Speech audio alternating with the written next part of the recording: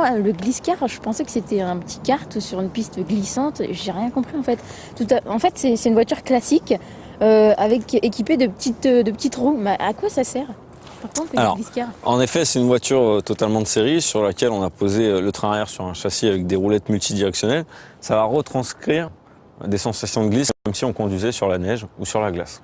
D'accord, ok. Voilà. Et à combien de kilomètres/heure on peut rouler? L'intérêt justement, c'est de maîtriser la glisse. Mais pour ça, justement, l'intérêt de ces roulettes, c'est qu'on n'a pas besoin d'aller vite pour glisser.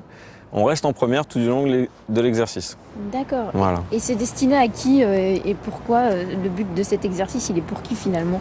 Alors pour qui? Il faut être quand même titulaire du permis B pour pouvoir accéder à cette activité. Et l'intérêt, c'est de se rendre compte justement de ce que c'est qu'une perte de contrôle d'un véhicule et en même temps savoir comment gérer cette perte de contrôle. D'accord, Voilà. c'est plutôt les professionnels qui ont accès à ce type d'exercice ou le public en général? Tout le public en général.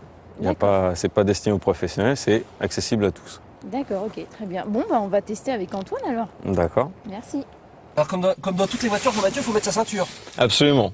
Même si on évolue à basse vitesse, ça va pas énormément secouer, mais tu vas ressentir, entre parenthèses, les effets de la force centrifuge. Ok, c'est parti.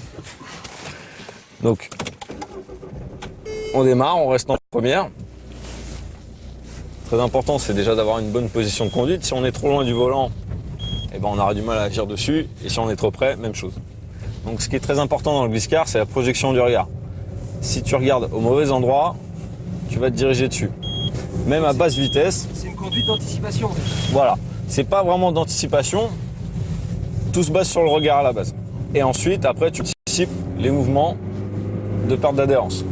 C'est-à-dire tu commences à tourner, tu commences déjà à contrebraquer pour éviter justement que ça prenne trop d'angle. Donc là, vraiment, en fait, on est quoi? Sur une phase de pilotage réellement? C'est pas vraiment du pilotage. Là, on est plus sur la phase d'apprentissage de perte de contrôle.